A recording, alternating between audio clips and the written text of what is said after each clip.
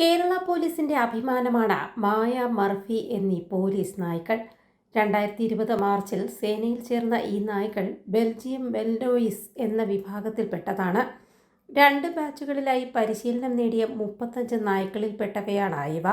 മണ്ണിനടിയിലെ മൃതദേഹങ്ങൾ കണ്ടെത്തുന്നതിന് വിദഗ്ധ പരിശീലനമാണ് ഇവയ്ക്ക് ലഭിച്ചിട്ടുള്ളത്. 40 അടി താഴെ വരെ ആഴത്തിലുള്ള മൃതദേഹങ്ങളും അവയുടെ അവശിഷ്ടങ്ങളും കണ്ടെത്താൻ ഇവയ്ക്ക് കഴിവുണ്ട്. എത്രമാത്രം പഴകിയതും അഴുകിയതുമായ മൃതദേഹങ്ങളും കണ്ടെത്താൻ ഈ നായ്ക്കൾക്ക് കഴിയും. തൃശ്ശൂരിലെ കേരള പോലീസ് അക്കാദമിയിലാണ് മായ എന്ന് വിളിപ്പേരുള്ള ലില്ലിയും മർഫിയും പരിശീലനം നേടിയത്. ഊർജ്ജസ്വലതയിലും ബുദ്ധികൂർമ്മതയിലും വളരെ മുന്നിലാണ് ബെൽജിയം മെൽനോയിസ് എന്ന വിഭാഗത്തിൽപ്പെട്ട ഈ നായ്ക്കൾ. വിശ്രമമില്ലാതെ മണിക്കൂറുകളോളം തുടർച്ചയായി ജോലി ചെയ്യാൻ ഇവയ്ക്ക് കഴിയും. പ്രകൃതി ദുരന്തം നാശം വിതച്ച പെട്ടിമുടിയിൽ 8 മൃതദേഹങ്ങൾ മണ്ണിനടിയിൽ നിന്നും കണ്ടെത്തിയത് മായയായിരുന്നു. വെറും 3 മാസത്തെ പരിശീലനത്തിന് ശേഷമാണ് മായ ഈ ദൗത്യത്തിന് ഇറങ്ങിത്തിരിച്ചത്. കൊക്കിയാറിലെ ഉരുൾപൊട്ടൽ മേഖലയിൽ നിന്ന് 4 മൃതദേഹങ്ങൾ കണ്ടെത്താൻ മായയോടൊപ്പം മർഫിയും ഉണ്ടായിരുന്നു. കേരള പോലീസിൽ ബെൽജിയം മെൽനോയിസ് വിഭാഗത്തിൽപ്പെട്ട 36 നായ്ക്കളാണ് ഉള്ളത്.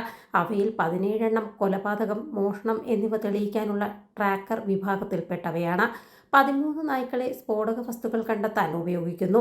മയക്കുമരുന്ന് കണ്ടെത്താനുള്ള പ്രാഗൽഭ്യം നേടിയ 3 നായ്ക്കളാണ് ഉള്ളത്. മായയും മർഫിയും കൂടാതെ ഏഞ്ചൽ എന്ന നായ കൂടി മൃതദേഹങ്ങൾ കണ്ടെത്താനുള്ള പരിശീലനം നേടിയിട്ടുണ്ട്.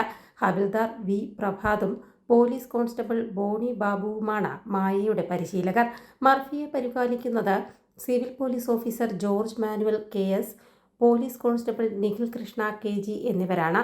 സംസ്ഥാനത്തെ 20 പോലീസ് ജില്ലകളിലായി 26 ഡോഗ് സ്ക്വാഡുകളാണ് നിലവിലുള്ളത്. ADGP MR അജിത് കുമാറിന്റെ നിയന്ത്രണത്തിലുള്ള K9 സ്ക്വാഡ് എന്ന പോലീസ് ശ്വാന വിഭാഗത്തിന്റെ ഡെപ്യൂട്ടി നോഡൽ ഓഫീസർ ദക്ഷിണമേഖല IG P പ്രകാശാണ്. KAP 3-ാം ബറ്റാലിയനിലെ അസിസ്റ്റന്റ് കമാൻഡർ S സുരേഷിനാണ് ഡോഗ് സ്ക്വാഡിന്റെ ചുമതല. News desk, India today.